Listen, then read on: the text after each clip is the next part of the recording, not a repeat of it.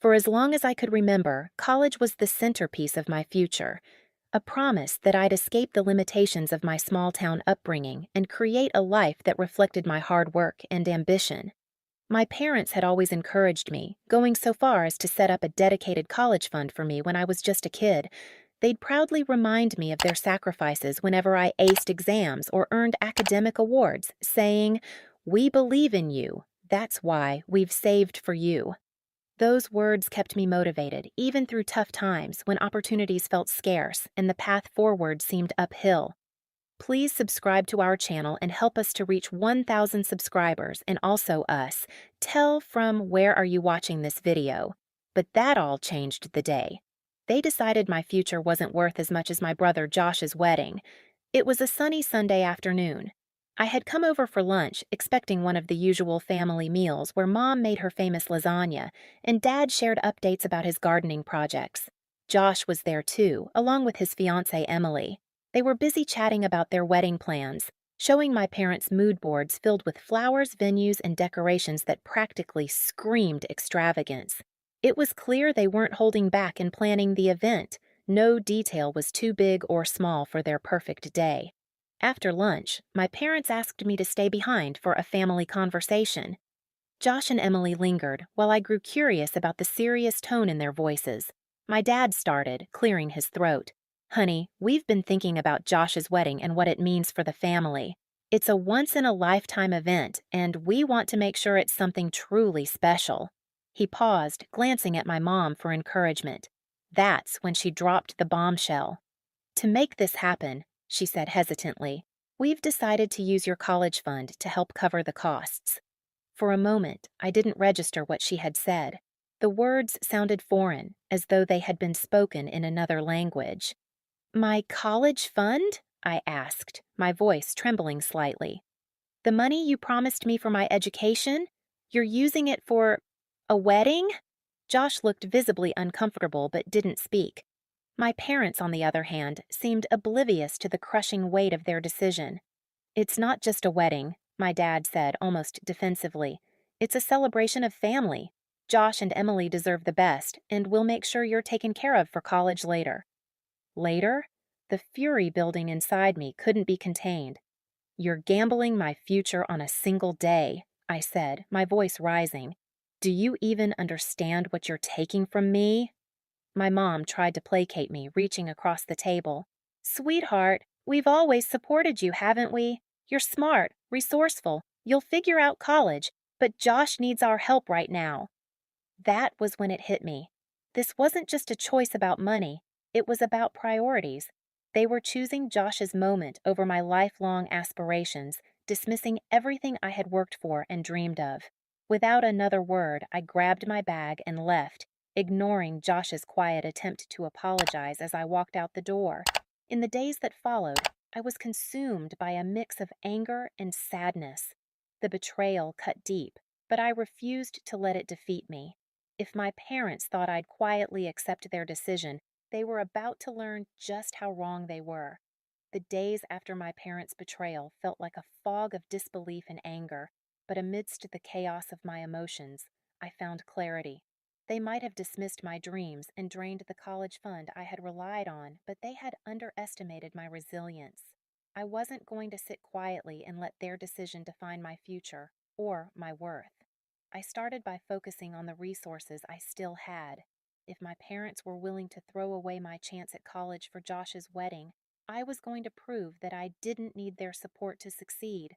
I spent hours researching scholarships, grants, and work study opportunities, anything that would help me get through school without the backing of the fund I had once thought was guaranteed. It wasn't easy. Applications required essays, recommendations, and endless paperwork, but every step felt like reclaiming a piece of the future they had tried to take from me. Meanwhile, I kept my distance from my parents and Josh. While they were busy planning extravagant floral arrangements and five-course menus, I was quietly laying the groundwork for my own success.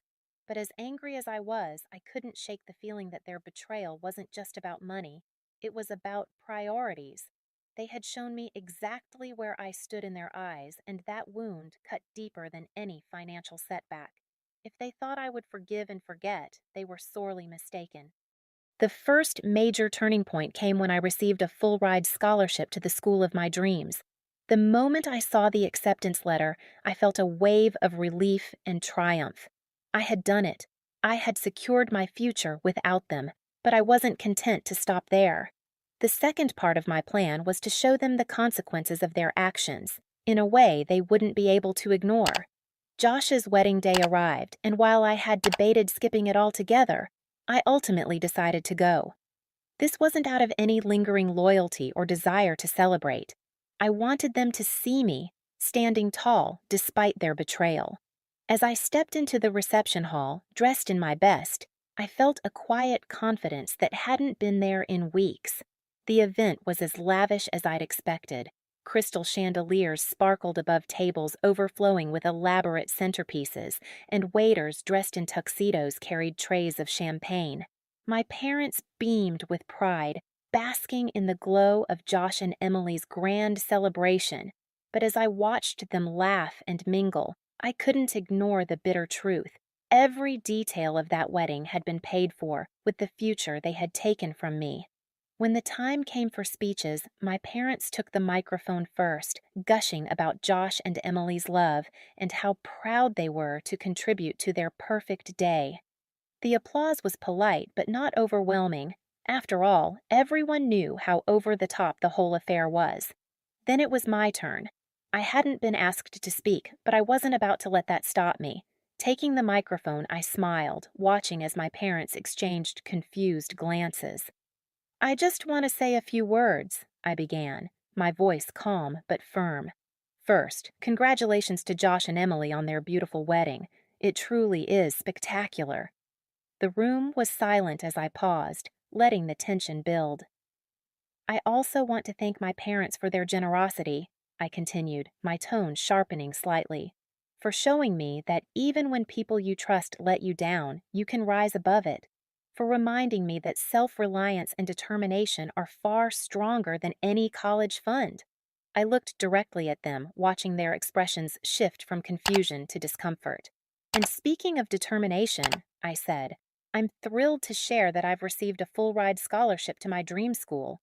So, despite everything, I'll be graduating debt-free, without needing a penny of the money they chose to spend on this very special day." The applause that followed was thunderous, though not entirely for Josh and Emily.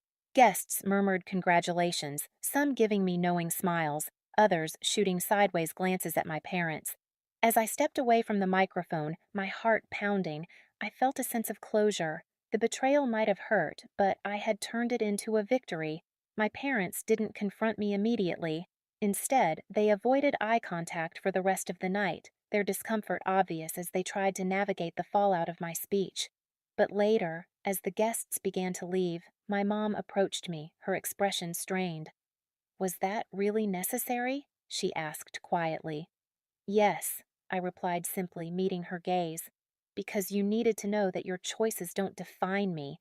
They only showed me what I'm capable of without you." Months passed, and while my relationship with my parents remained strained, I focused on my studies and my newfound independence. The scholarship opened doors I'd only dreamed of, and as I thrived academically, I realized that their betrayal had been a blessing in disguise. It had forced me to rely on my own strength, to find opportunities they hadn't handed me, and to prove to myself and everyone else that I was unstoppable. As for Josh and Emily, they later apologized for their part in the situation. Josh admitted he should have refused the money, recognizing that it had come at my expense. While his apology didn't erase the hurt, it was a step toward healing. My parents, on the other hand, struggled with the realization that their decision had backfired spectacularly. The pride they had felt on Josh's wedding day was overshadowed by the uncomfortable truth that they had sacrificed their daughter's trust for fleeting extravagance. In the end, I came to understand that betrayal doesn't define you. It challenges you to rise above it. My parents may have chosen Josh's moment over my dreams, but I proved to myself and to them that I could succeed without their help. And when I walked across the stage at graduation, diploma in hand and debt-free, I knew that victory was mine. The applause in that moment wasn't just for my academic achievements, it was for reclaiming the future that had once